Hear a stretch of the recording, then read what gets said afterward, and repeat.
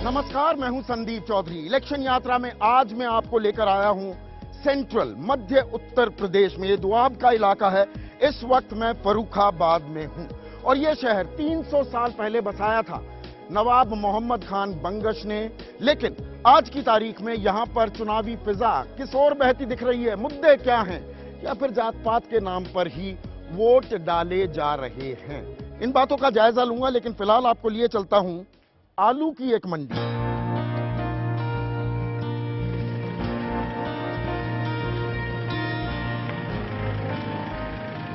फर्रुखाबाद के बारे में आपको मैं बता दूं कि यहाँ की जो गंगा जमनी तहजीब है, हिंदू और मुसलमानों का भाईचारा यहाँ की अहम बात है। आपको यहाँ पर ये मेरे सामने से निकल रहा है शिवालय। 1000 से ज्यादा शिवालय हैं, यहाँ पर मस्जिदें हैं। कुल मिलाकर 18 लाख वोटर हैं। चुनाव की बात हो, फर्रुखाबाद की राजनीति की बात हो और राम मनोहर लोहिया का जिक्र ना किया जाए तो बड़ा बेमानी लगेगी ये पूरी की पूरी चर्चा। फर्रुखाबाद राम मनोहर लोहिया की कर्म भूमि है। 1963 में उपचुनाव हुए थे, 62 में आम चुनाव थे। 1963 में यहां पर उपचुनाव हुए, राम मनोहर लोहिया खड़े हुए और चुनाव जीते भी, और गैर कांग्रेसवाद का जो नारा था उसे बुलंद किया। 1967 में इसका रिजल्ट भी दिखा। 9 राज्यों में कांग्रेस का सफाया हो गया था। अब मौजूदा 16वीं लोकसभा के चुनाव की बात करें तो सांसद हैं कांग्रेस के सलमान खुर्शीद, जबकि 2012 में जब यहां विधानसभा चुनाव हुए थे, 5 विधानसभा क्षेत्र हैं, 5 में से 4 पर सपा जीती थी, 1 निर्दलीय जीता था, वो भी अब सपा के साथ आ गया है। जबकि दूसरी ओर हम देखें, बीजेपी की ओर से मुकेश राजपूत को उम्मीदवार बनाया गया है। ये कल्याण सिंह के कहने पर, लोधी हैं, कल्याण सिंह के कहने पर इन्हें उम्मीदवार बनाया गया है। इसके चलते कुछ अंतर विरोध का भी सामना करना पड़ रहा है, लेकिन मजबूती से वो चुनाव लड़ रहे हैं। जबकि हम बसपा के ठाकुर जयवीर सिंह हैं, मंत्री रहे हैं ये बसपा की जब सरकार थी, वो भी कांटे की टक्कर दे रहे हैं इस लोकसभा सीट पर। अब आपको लिए चलता हूं आलू की मंडी में एक कोल्ड स्टोरेज।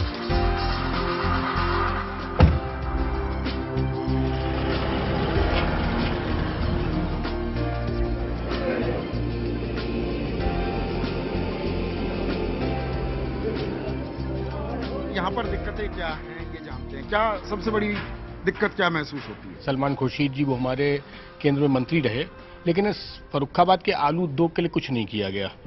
सबसे बड़ी इसकी आवश्यकता है कि हम लोग विश्व स्तरीय आलू का उत्पादन नहीं कर पाते। सरकार जो है हमें जो है अगर बढ़िया बीज उपलब्ध कराएगी तो हमारा आलू जो है मार्केट में महंगा बिकेगा, उससे हम लोगों को पैसा मिलेगा ज्यादा, हम लोग खुशहाल होंगे। हम लोग जो है और गरीब होते जा रहे हैं आलू के अच्छे भाव न मिलने की वजह से। लागत बहुत लगती है आलू में, खाद भी महंगी है, बिजली भी नहीं मिलती है, तो वो इंजन चलाना पड़ता है, तो डीजल खर्च होता है। आपकी क्या समस्याएं हैं? इस बार वोट डालोगे? नेता चुनते हैं, सरकार बनेगी, जब मालिक लोगों को फायदा होगी हमको भी फायदा मिलेगी, और जो नहीं मालिक को नहीं मिलेगी तो हमें कहां से मिल जाएगा? तो वोट किस बात पे डालोगे आप? इसी बात पे वोट डाल रहे हैं कि जो मालिक भंडार पूर्ण होगा तो उसमें मेहनत करेंगे, हमको भी मिलेगी। जात पात पे तो नहीं वोट डालेंगे? नहीं, जात पात नहीं देंगे। तो यहाँ पर विकास चाहिए, आलू की बेहतरी चाहिए, ये आवाज भी सुनाई दे रही है इस कोल्ड स्टोरेज में। और अब आपको इसके बाद लिए चलूंगा एक और जगह।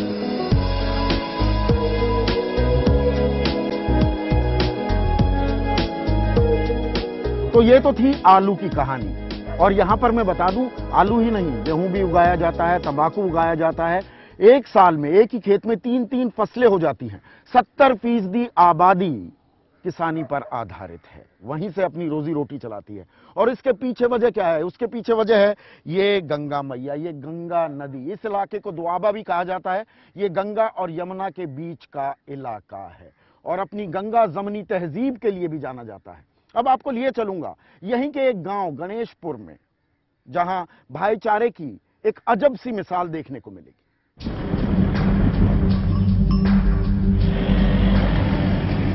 1947 में देश तो आजाद हो गया था, लेकिन इस इलाके में आलम यह था कि छोटी मोटी बातों पर भी आमने सामने लोग एक दूसरे को सीधे गोली मार दिया करते थे। तभी ये मुहावरा, ये कहावत चलन में आई कि खुला खेल फर्रुखाबादी। लेकिन यहां पर अब फिजा बदल चुकी है।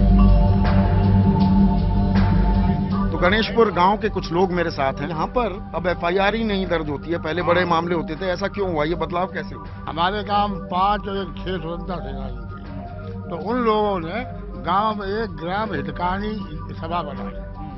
तो उसका कार्य ये था कि गांव में कोई भी दंगा फसाद कोई चीज है उसको गांव में ही जो है सुलझा, आपस में ही बैठ के सुलझा। हाँ, यानी आपस में ही हम लोग बैठे। अच्छा, वही परंपरा अभी तक चली आ रही है। लेकिन अब तो चुनावी मौसम भी आ गया है। यहाँ पे मुद्दे क्या हैं? आप चाहते क्या हैं इस इलाके के लिए? पूरी आज टोटल सड़कें मतलब सब खराब हैं, किसी भी रोड से आए तो सबसे बड़ा दिक्कत यही है। 10 साल ये हमारे मुन्नू बाबू रह चुके और सलमान साहब रह चुके और कई बार कहा, लेकिन हमारी सड़क नहीं बनवा पाई। जातिवाद के आधार पर यादव लोगों का ही हर जगह माहौल बनता है। थाने से लेकर के किसी भी सर्विस में ज्यादातर वही लोग मिलेंगे, जनता की कोई सुनवाई नहीं। लोग मोदी को देख रहे हैं, पहली चीज है ना, और दूसरी चीज लोग राजनाथ सिंह को भी देख रहे हैं। और कल्याण सिंह वाली बात है, यहाँ 90,000 वोट है किसानों का, और वोटिंग किसान यादव और हरिजन ही करता है। ठाकुर लोग तो मुंह चलाते हैं साले। लोग विकास की दरकार कर रहे हैं, गुहार लगा रहे हैं, लेकिन कहीं ना कहीं जात पात का खेल भी हावी होता है कि मुसलमान किसके पास जाएगा, क्या कांग्रेस के पास जाएगा, लोधी क्या सारे के सारे बीजेपी के साथ चले जाएंगे, फिर ब्राह्मण कहां जाएंगे। और गलत कैंडिडेट होने के चलते भी यहां कुछ पार्टियों को नुकसान हो सकता है। और आम आदमी पार्टी ने तो पहले से ही हथियार डाल दिए हैं। अब कुछ जरदोजी, क्या है ये चीज? हाथ का कमाल आपको दिखाता हूं।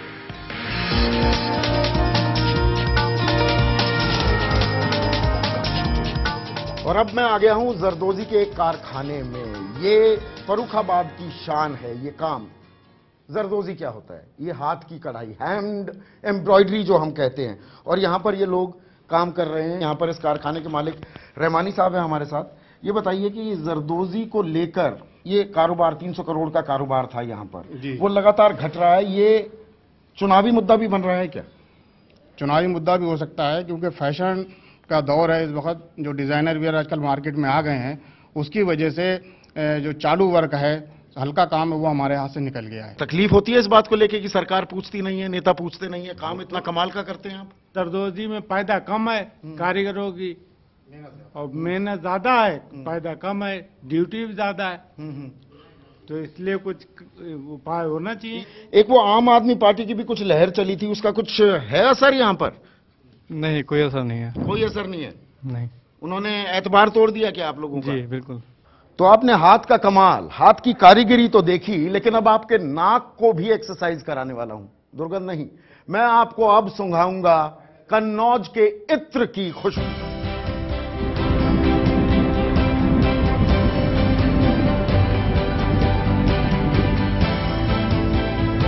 और अब मैं पहुंच गया हूं इत्र की नगरी कन्नौज में। कैसे कैसे इत्र बनते हैं, किन किन चीजों के बनते हैं, इसका जायजा तो दूंगा ही, साथ ही लेंगे चुनावी खुशबू।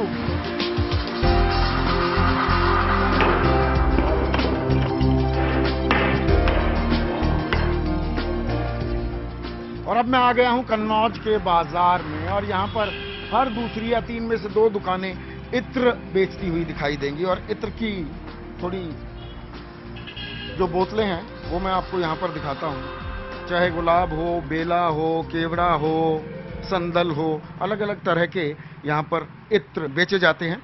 और चुनावी फिजा क्या है, थोड़ा इस सड़क पर आप फिर से गौर कीजिएगा।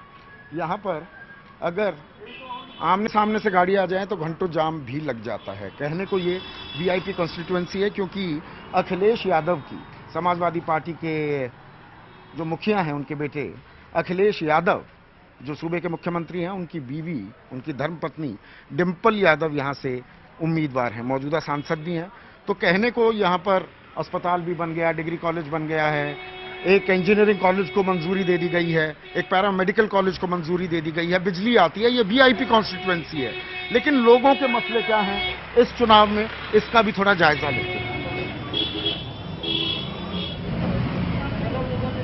सबसे बड़ी समस्या क्या है जी? जीटी रोड की सबसे बड़ी समस्या है। लिंक रोड तो काफ़ी बन गई हैं, लेकिन जीटी रोड की जो दुर्दशा है, कानपुर जाने में 3 घंटा, फरुखाबाद जाने में 3 घंटा लगता है। ये सबसे बड़ी अहम समस्या। दूसरी समस्या ये है कि जो हमारे यहाँ अस्पताल हैं, उन अस्पतालों में डॉक्टर नहीं है। गली में तो जगह नहीं है, नाली में कीचड़ भरो है, सफाई सब होत नहीं है, ये है यहाँ पे एक गवर्नमेंट कॉलेज होने चाहिए। गरीब बच्चे हैं, गरीब फैमिली है, वो कानपुर जाके नहीं पढ़ सकते हैं। प्राइवेट इंस्टीट्यूट तो बहुत हैं जो जिन्होंने खोल रखे हैं, लेकिन सरकारी स्कूल एक भी नहीं जो बीए बीएससी लोग बीएससी कर सके यहाँ पे।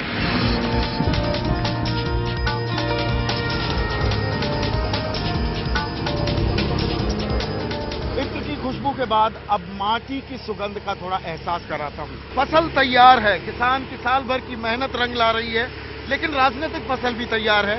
और राजनीति में इस बार मुद्दे क्या होंगे, किस बात पे वोट डालेंगे? बीजेपी पे डालेंगे। खुश हैं किसान लोग, खुश हैं कि पानी जो है सही मिला है, लाइट वाइट आ रही थी। हाँ। लाइट वाइट आ रही थी, पर बीजेपी की सरकार थोड़ा है यहाँ पर। नहीं है तो क्या हुआ, सरकार हो या ना हो, लेकिन हमारा जो है पूर्ण भरोसा है कि बीजेपी अगर बनेगी तो इसी प्रकार लाइट मिलेगी। मुझे जब मेरे क्षेत्र में सांसद अखिलेश यादव रहा करते थे, उन्होंने काफी विकास कार्य कराए और बिजली की भी व्यवस्था दुरुस्त कराई है। इस माध्यम से मैं डिम्पल यादव को वोट देना चाहूंगा। तो यहाँ पर ये किसानों का दर्द भी है, उनकी उम्मीदें भी हैं।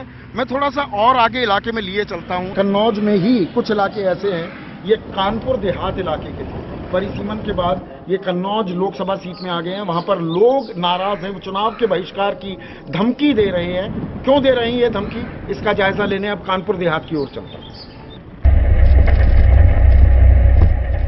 मैं कानपुर देहात इलाके में हूँ। यहाँ पर दर्जनों गांवों में जबरदस्त विरोध चल रहा है सरकार की नीतियों के खिलाफ। आप यहाँ देख सकते हैं रास्ता क्या है, रास्ता है ही नहीं। अब हमें कुछ जुगाड़ करना पड़ेगा। हमीरपुर गांव जाना है, वहां पर लोगों की समस्याएं क्या है। मैं कुछ न कुछ और रास्ता तलाशता हूं।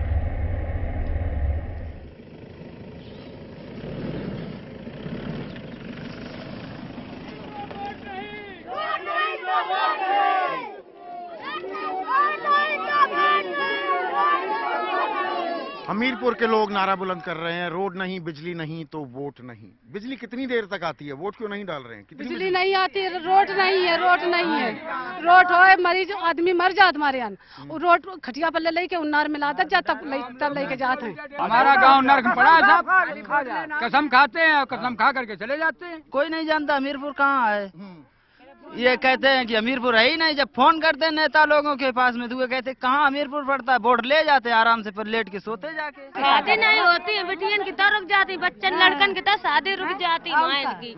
आवत है भाग जाती है, रोड नहीं तो शादी पैदल चली हमारी बेटियां। हमीरपुर तक ये कहानी महदूद नहीं है। यहाँ दर्जनों ऐसे गाँव हैं जहाँ बिजली नहीं आती, जहाँ पानी नहीं है, जहाँ पर शिक्षा का अभाव है, जहाँ पर लोग बीमार हो जाएं उसको अस्पताल तक ले जाने में पसीने छूट जाते हैं। ये भी एक तस्वीर है कन्नौज की। एक छोटा सा ब्रेक लूंगा, ब्रेक के बाद आपको लिए चलूंगा इटावा। फर्रुखाबाद और कन्नौज की चुनावी खुशबू लेने के बाद अब मैं इटावा लोकसभा क्षेत्र में हूं। शहर के बाहर का ये इलाका है और यहां पर आप देखेंगे सैकड़ों की तादाद में भट्टे हैं जहां पर ईंट बनती है और इन्हीं ईंटों के चलते इस शहर का नाम इटावा पड़ा। प्राचीन इतिहास है, लेकिन अगर मैं 1857 के स्वतंत्रता संग्राम का जिक्र करूं तो इस इलाके ने अहम भूमिका निभाई थी। और दिलचस्प बात यह है कि उस वक्त यहां के कलेक्टर थे एओयू, जिन्होंने 1885 में कांग्रेस की स्थापना की। लेकिन 2014 में क्या है इटावा की दशा और क्या है चुनावी दिशा, ये जानने के लिए अब शहर का रुख करते हैं।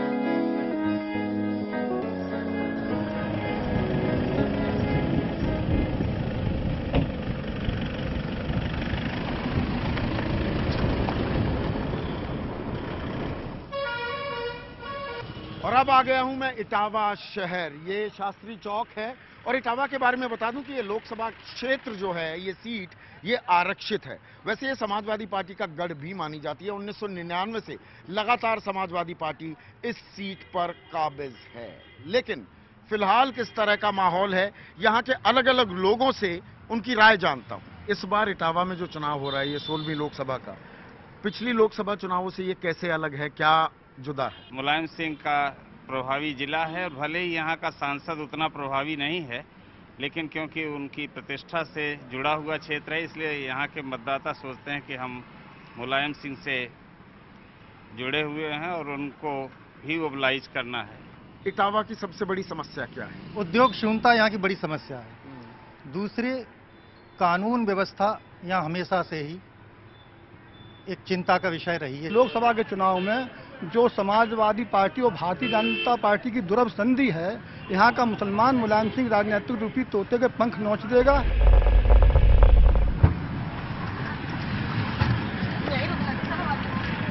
और अब मैं इटावा के बाजार में आ गया हूँ। ये पुरोहितन टोला इलाका है और इटावा का जो हथकरघा उद्योग था वो बड़ा मशहूर हुआ करता था। आजकल पावर लूम, मैं था इसलिए लगा रहा हूँ, पावर लूम पे आ गए हैं और इस इलाके में लगभग हर घर में कारखाने हैं। एक कारखाने में आपको लिए चलता हूँ।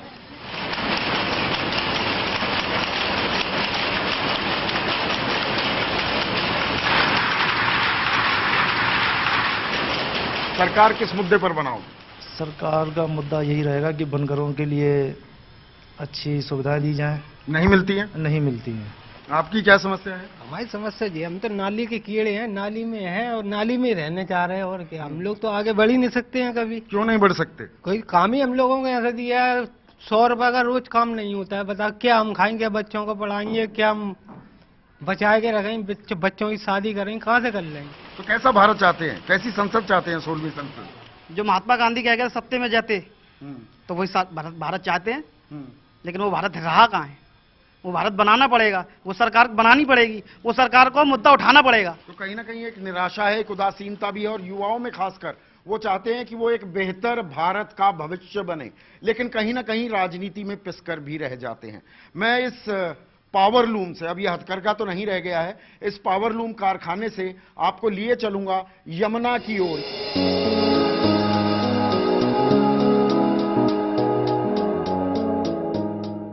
तो यमुना होते हुए मैं घुस गया ग्रामीण इलाकों में और अब मैं पहुंच गया हूं सिसाड़ गांव।